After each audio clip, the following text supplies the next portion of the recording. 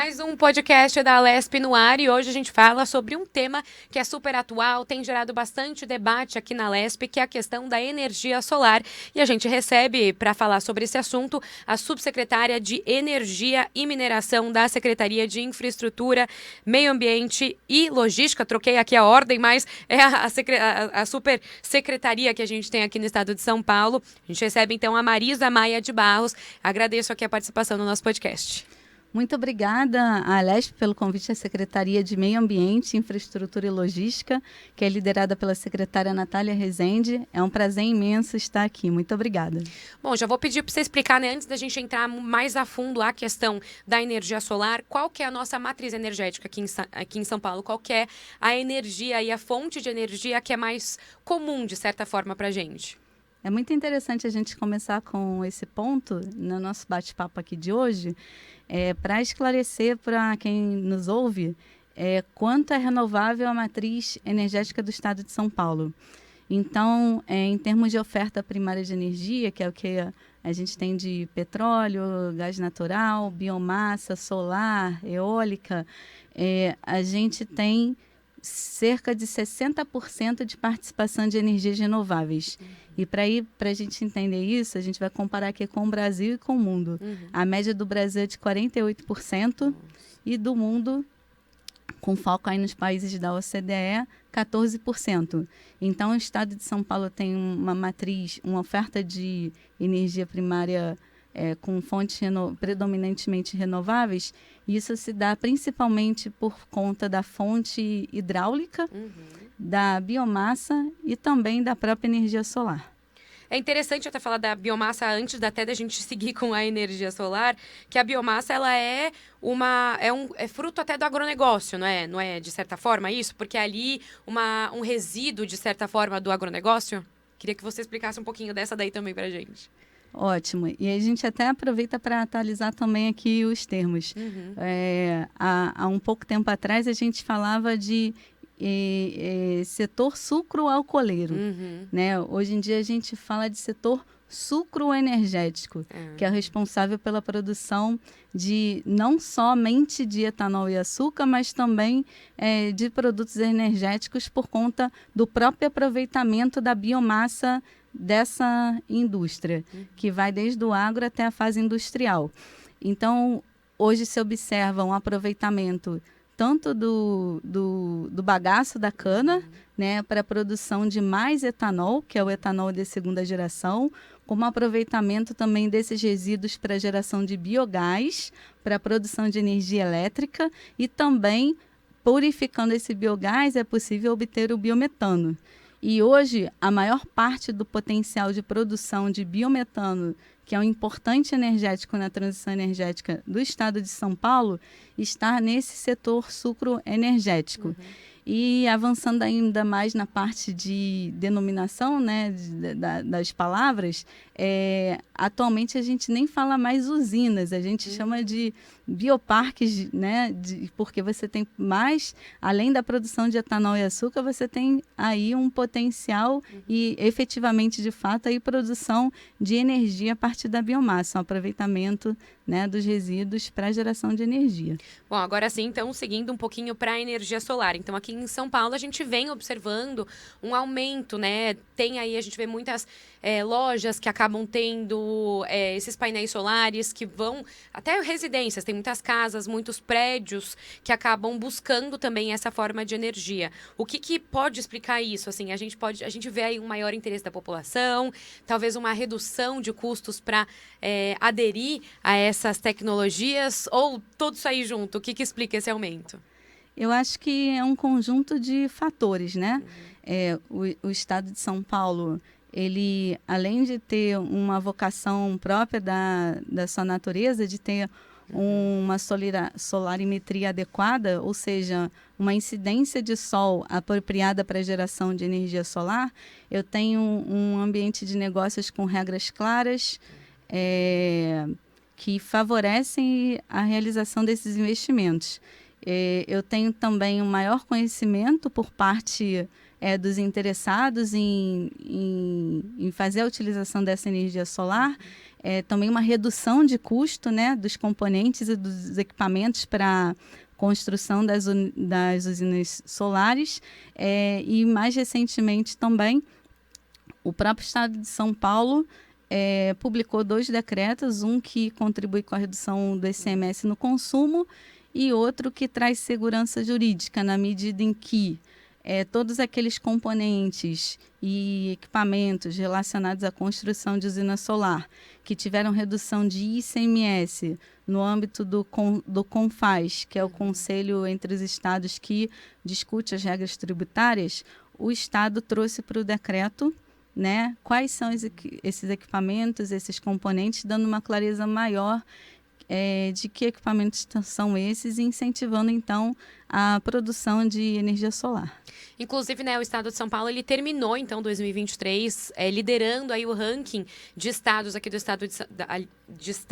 do país que tem aí essa geração de energia solar. Minas Gerais até foi um estado que passou muito tempo nesse lugar, nessa liderança, e agora São Paulo, então, passou aí à frente do nosso vizinho aqui e se torna, então, o maior estado aí com essa geração, né, de energia. Então, a gente pode dizer que são esses mesmos motivos que você explicou agora para a gente que explicam, de fato, também esse aumento em relação a essa ter vencido, de certa forma, né, mas ter passado aí à frente do estado de Minas Gerais?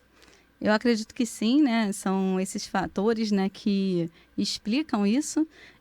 São Paulo é o primeiro no ranking nacional de geração de potência instalada de energia solar na forma de geração distribuída. E isso faz com que a nossa matriz seja uma matriz mais limpa, né, mais renovável, quando a gente fala em termos de renovabilidade de matriz. Quando a gente fala do lado de quem consome, né, que está consumindo essa energia, a gente pode dizer que isso significa residências, comércios, abatendo a sua energia da energia solar e, portanto, reduzindo os seus custos. E quando a gente fala do lado da oferta, isso significa mais capacitação, mais especialização, mais projetos, ou seja, mais geração de emprego e renda no nosso estado. Então, ter uma potência instalada de energia solar na forma de geração distribuída tem muitos significados.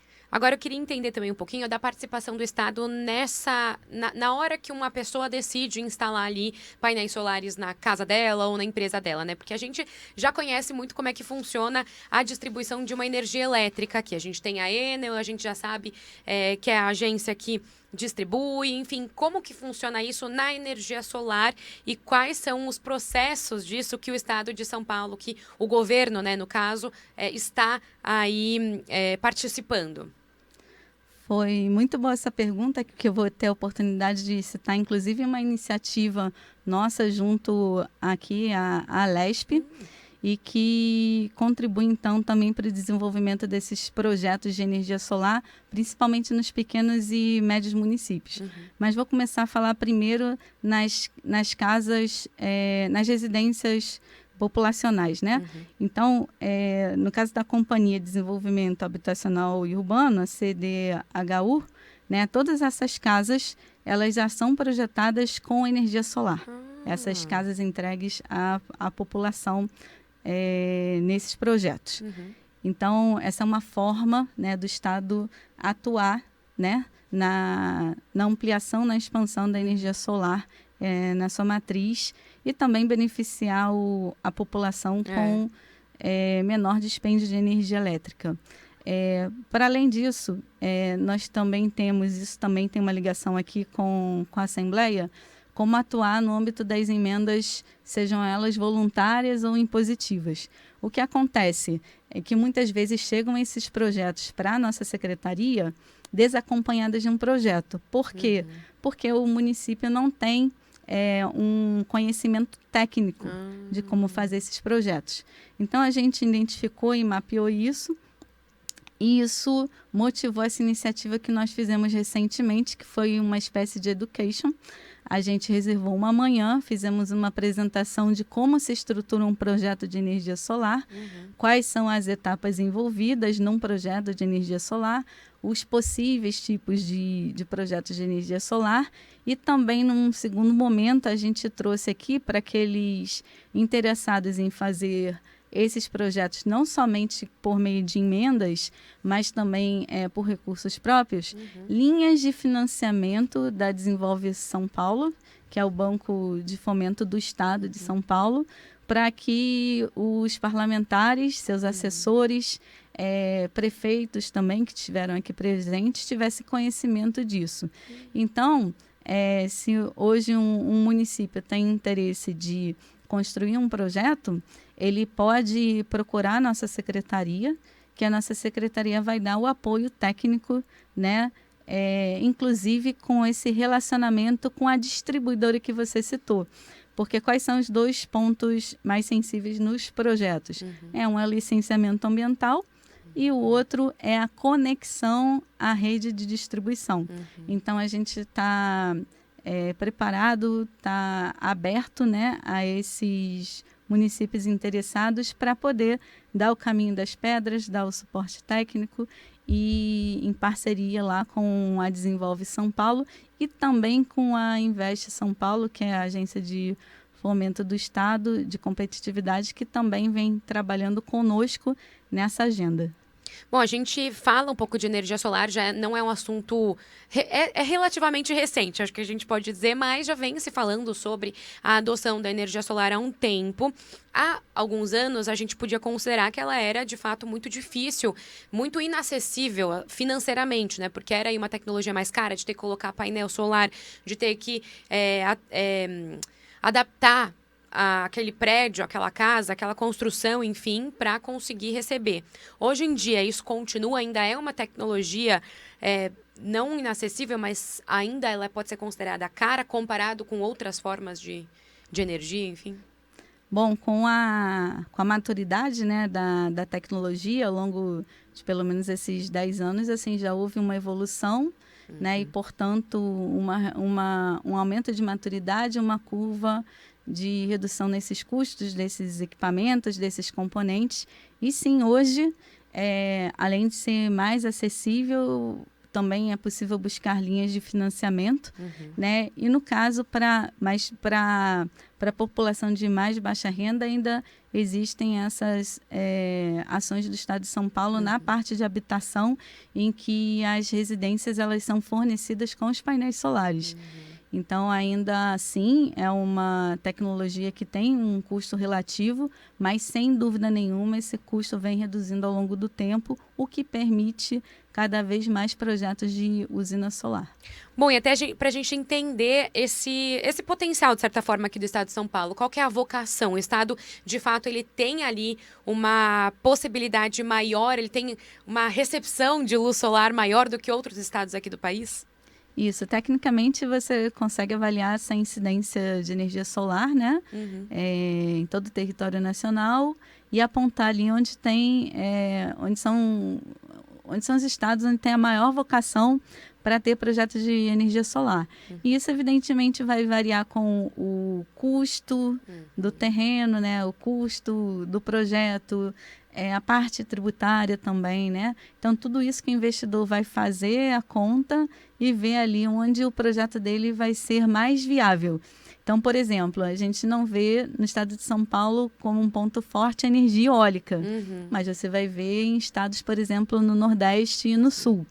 Então, os números, né, que eu mencionei aqui no início, eles mostram, né, a vocação do estado de São Paulo para energia hidráulica, para biomassa, para energia solar, né, no caso das energias renováveis, mas também nós produzimos também aqui petróleo e gás, que são importantes energéticos na transição, né, nessa transição dos fósseis, né, dos não renováveis para os renováveis, que dão em grande medida aí a segurança energética necessária, né, para você fazer essa mudança. Bom, até aproveitando esse gancho da vocação de outras energias renováveis que a gente tem essas possibilidades aqui. A biomassa, a gente tem aí essa vocação forte no estado de São Paulo até por causa do agro tão grande que a gente tem aqui, ou também tem outros fatores que explicam?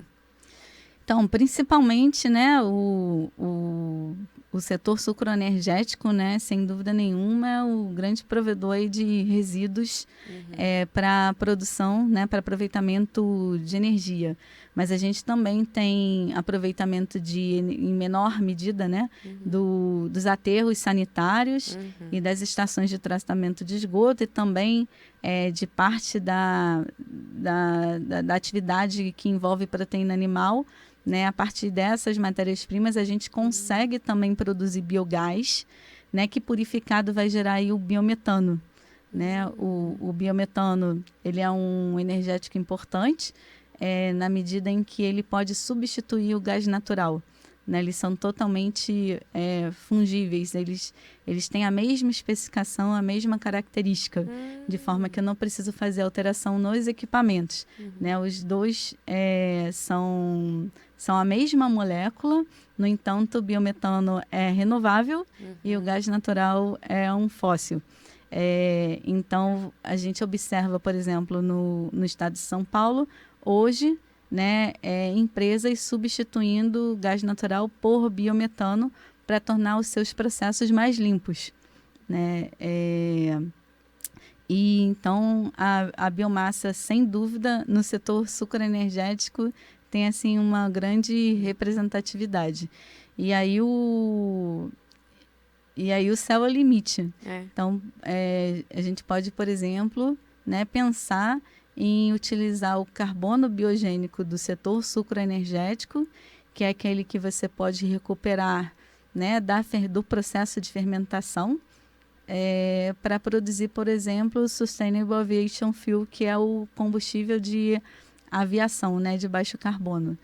Então, é um grande instrumento aí que São Paulo tem nessa transição energética, né, um grande parceiro, né, que São Paulo tem na transição energética, é o setor sucroenergético.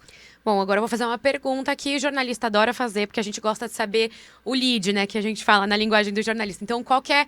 Mas que alguns engenheiros, alguns técnicos, às vezes não conseguem, não gostam de responder, porque a gente gosta de saber qual que é, assim, o destaque, né? Então, por exemplo, todas essas formas que você falou, de potencial, de vocação, na verdade, né? De vocação que o estado de São Paulo tem. Tem alguma delas que se destaca? É de fato a energia solar? De fato a biomassa? Tem uma dessas fontes aí que se destaca no estado? Acho que foi muito boa essa sua pergunta, porque a gente está no contexto da transição energética, né? E acima disso, né, dentro desse guarda-chuva, a gente está olhando para quê? A gente está olhando para as mudanças climáticas. E em decorrência de quê? Do processo de aquecimento global provocado pelo aumento dos gases de efeito estufa no planeta. Então, qual que é nosso objetivo? É a gente reduzir as emissões de gases de efeito estufa, né, para, portanto, né, ter um impacto menor no aquecimento global, portanto, ter um impacto menor nas mudanças climáticas, né? E aí a gente não consegue fazer isso com ou. É uma transição energética com todos juntos. Então, nesse sentido, o estado de São Paulo ele é privilegiado, porque ele pode combinar todas essas fontes energéticas que ele tem, né? E, além disso, essas fontes energéticas também são pontapé para a gente buscar outras formas de energia, como o próprio hidrogênio, que a gente tem falado aqui. É verdade. Né? Hidrogênio verde, né? Isso, hidrogênio, sobretudo de baixo carbono. Porque o hidrogênio verde seria somente aquele produzido a partir da energia solar e da energia eólica. E a gente, no estado de São Paulo, tem uma vocação importante de biomassa. Então, por que não produzir hidrogênio de baixo carbono a partir do etanol? E isso é objeto de um projeto da USP, né, e de uma série de parceiros, né, que vai estar pronta aí no primeiro semestre, que é de produção de hidrogênio a partir da reforma a vapor do etanol. Então veja, né, como de fato, né, o setor sucroenergético é um bioparque, né? Então tem várias possibilidades ali. E aí São Paulo reúne todas essas condições, já que são sua própria vocação. Também reúne um ambiente de negócios favorável a esses investimentos, né? Traz segurança jurídica, regulatória para os investidores, traz uma previsibilidade. E isso é bom por quê? Porque a gente pode auxiliar o mundo a fazer essa transição. Eu falei lá na frente que o mundo tem 14% em média de participação de renováveis. Então, o estado de São Paulo está aqui aberto, né, procurando esses parceiros, né, para desenvolver novos projetos, não porque nós já somos super renováveis que nós não vamos buscar cada vez mais ser renováveis. Então, a gente é um celeiro, né, desse pensamento de transição energética, e prova disso é que a própria Invest, né, mapeou já investimentos em projetos de transição energética, que aí considera redução de emissões no setor de transportes, projetos de energia solar, 21 bilhões de reais, que esses valores seguem sempre sendo atualizados, né? Então, é uma carteira de projetos já em andamento aqui no estado de São Paulo, né? Dado todos esses condicionantes aqui que eu apontei no nosso estado. Bom, você falou que a gente está agora nessa época, né, de transição. Quais são os maiores desafios desse momento? Tem um pouco de conscientização da população, um pouco de ainda tentar entender as regras desse jogo. Qual que é o desafio nesse momento? A gente, para vencer esse desafio da transição energética, a gente vem trabalhando com projetos de forma estruturante, né? Projetos com diretrizes claras para a implementação desses projetos. Então, a gente começa falando, então, do Plano de Ação Climática, tá, que foi desenvolvido aqui no estado, está em fase de implementação. Esse Plano de Ação Climática, ele se baseia em estratégias de mitigação e adaptação, que é a estratégia climática do estado de São Paulo, e o eixo da energia é um dos eixos desse Plano de Ação Climática. Então, dada essa importância da energia, a gente também tem o Plano Estadual de Energia. Esse Plano Estadual de Energia ele foi elaborado em um projeto de cerca de 15 meses com a Universidade do Estado de São Paulo, especificamente com a Escola Politécnica. Colocamos em consulta pública, zelando aí pelo processo participativo, para que a população pudesse contribuir, né? E aí, puxando o link para a resposta da sua pergunta, e nesse processo participativo, né, que foi amplo, aberto, nós recebemos cerca de 601 contribuições de 17 interessados entre pessoas físicas e jurídicas, e agora a gente está debruçado nessas contribuições de forma a aperfeiçoar esse plano, nessas diretrizes das estratégias de mitigação do estado de São Paulo para vencer esse desafio de descarbonizar, de chegar em 2050 com emissões líquidas de carbono zero. Né? E, então, esse plano é um instrumento muito importante, porque ele é um instrumento de planejamento e também é um instrumento que já dá previsibilidade para o mercado de onde São Paulo está e onde São Paulo quer chegar. Então, isso sinaliza que São Paulo é o local certo, né, para receber esses investimentos de transição energética e trazer benefícios ao fim e ao cabo para a população. Porque eu vou ter uma matriz mais limpa, eu vou ter mais projetos, vou ter mais emprego, vou ter mais renda no estado. A gente está aí já com o primeiro ano, mais do que já passou, né? O primeiro ano de governo, tivemos um 2023 aí de início de um governo, inclusive uma mudança aqui para o estado de São Paulo bem grande, já que tínhamos aí muitos anos do mesmo partido aqui no poder, e agora recebemos então Tarcísio de Freitas, foi eleito governador, teve aí o primeiro ano dele de governo. Então, queria fazer um balanço do que vocês conseguiram lá na subsecretaria, até na secretaria, enfim, mas em relação a esse tema de energia e mineração. Então, um balanço do trabalho de vocês em 2023, do que foi possível observar, do que vocês entenderam aqui do Estado. Obrigada pela oportunidade. Isso me permite aqui trazer uma iniciativa da CEMIL, né, que é a Secretaria de Meio Ambiente, Infraestrutura e Logística. A gente fez, nesse ano de 2004, um relatório de atividades referente a 2023. E isso tem como objetivo maior aí da transparência, levar para a sociedade, né, o que o Estado está fazendo, né, efetivamente.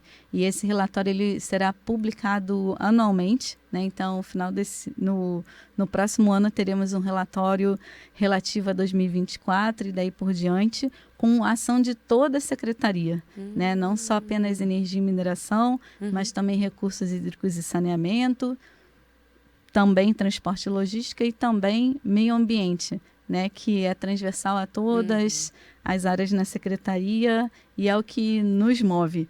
E, nesse sentido, eu posso aqui não ser exaustiva, mas falar de algumas entregas importantes da parte de energia, né? O próprio Plano Estadual de Energia, né, em sua primeira etapa e até a consulta pública. Né? Acho que foi um marco muito importante, por todos esses motivos que eu coloquei aqui. O balanço energético estadual, né, que é onde você pode ver ali pode ter toda a visão de oferta, demanda, balanço de todas as fontes energéticas do estado de São Paulo, com aprimoramentos importantes. Isso também está disponível no site da secretaria. Esse próprio relatório de atividades também está disponível no site da secretaria, da CEMIL, né? Eu posso citar também aqui a nossa interação e aí dentro do contexto, né, da busca pela melhoria da prestação do serviço de energia elétrica, né, para a população paulista, que a gente tem observado aí que merece, né, uma melhoria.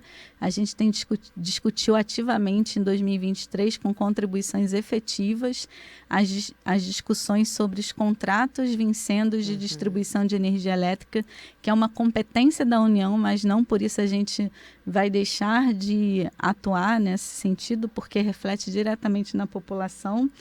E também posso falar sobre a iniciativa de gestão de energia, também que a gente trabalhou nesse ano de 2023. Então, só em revisão de contrato de demanda, ou seja, ajustes naquilo que o Estado contratou com a distribuição de energia elétrica, seja ajustar o contrato para baixo porque ele contratou mais do que está consumindo, ou ajustar o contrato para cima porque ele está consumindo mais do que ele contratou.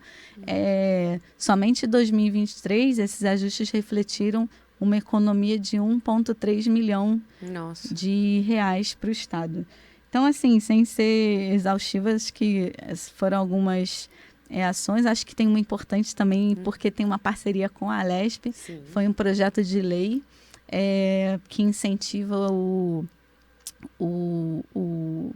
uso de veículos leves, veículos de passeio, né, veículos híbridos, flexi, híbridos a etanol e também a hidrogênio, e no caso de veículos pesados, né, ônibus e caminhões, veículos movidos a gás natural e biometano e também movidos a hidrogênio. Então, essa iniciativa, por exemplo, em parceria aqui com a Alesp, é um instrumento já de política pública, né, para contribuir e colaborar com essa transição energética. Bom, tem aqui uma última questão que a gente está recebendo você Vamos aqui no lá. podcast, porque justamente teve reuniões aqui na casa. Então, queria aqui também mais uma pergunta que o jornalista adora fazer e nem sempre os entrevistados gostam tanto de receber, mas enfim, a gente vê se tem alguma coisa, alguma novidade que você possa antecipar para a gente dessas reuniões que tem tido aqui com a Alesp, como é que tem sido essa relação? Perfeito, vamos lá. Acho que é uma pergunta importante, porque é um dever, eu acho que dos poderes, né, trabalhar em harmonia, sempre em prol da população. É isso que a gente tem feito. Eu vou falar aqui da energia, mas certamente né? E acho que todos têm acompanhado isso, tem acontecido tanto lá em recursos hídricos e saneamento, né, nas discussões da desestatização da Sabesp, né, em outras pautas também. Mas eu queria trazer aqui no meu campo, que é o campo no nosso campo aqui, que é o campo da energia, que foi o resgate da governança da energia no estado de São Paulo. E como é que a gente fez isso? A gente resgatou aí o Conselho Estadual de Política Energética. E dentro do Conselho Estadual de Política Energética tem uma cadeira da Alesp. Então, a Alesp tem 2 deputados hoje lá, é o deputado Rui Alves e a deputada Tainara Faria, que são representantes dessa casa e que estarão discutindo todos os assuntos de energia, né, junto com o Poder Executivo, né, ali caminhando de mãos dadas, ajudando, levando as necessidades mapeadas por esta casa e fazendo essa construção conjunta. Então, acho que é um ponto aqui a se destacar, um conselho importante, relevante, que impacta aí na formulação de políticas públicas do setor de energia para o estado de São Paulo e que conta com a contribuição efetiva da Alesp. E de reuniões recentes que tem tido aqui, alguma coisa que a gente possa antecipar no nosso podcast? De contribuições que podem surgir aí pela frente, de novos projetos, enfim, de novas relações que podem surgir também a partir dessas conversas que você vem tendo aqui com os parlamentares, com os gabinetes. Eu acho que a gente pode ter, a partir dessas interações, sem dúvida, aprimoramento dos processos, né? Aprimoramento dos projetos de lei, seja por contribuições do Poder Executivo ou ao Legislativo, seja o inverso. A gente tem tido uma experiência muito boa, né, nessa interação, né? A Alesp tem deixado as portas totalmente abertas para a secretaria. Então, posso dar um exemplo que foi esse próprio projeto de lei, né, que tem por objetivo reduzir o IPVA desses veículos, né, para então contribuir com a transição energética. Isso foi um trabalho a várias mãos, foi uma proposição que nasceu na Alesp, né, e após conversas aí, então a gente chegou a esse texto final, né, e com certeza vamos ter outras ações dessa natureza, porque são inúmeros projetos de lei. Tem muita coisa aí pela frente. Aí eu posso falar de um só, e aí, mas não falei do outro, então, mas... Para não ser injusto, então, é isso. É isso. Bom, eu agradeço muito a sua participação aqui, por ter explicado tudo que tem relação aí com matriz energética renovável, com energia limpa, e explicando um pouquinho da questão da energia solar aqui também no estado de São Paulo. Obrigada por participar. Eu que agradeço. Muito obrigada uma vez mais ao convite e a gente está lá à disposição para o que vocês precisarem. Muito obrigada. Nós também aqui. Bom, esse foi o podcast da Alesp. A gente recebeu a subsecretária de Energia e Mineração da CEMIL, que é a Secretaria de Meio Ambiente, Infraestrutura e Logística aqui do estado de São Paulo, a Marisa Maia de Barros. Até o próximo episódio.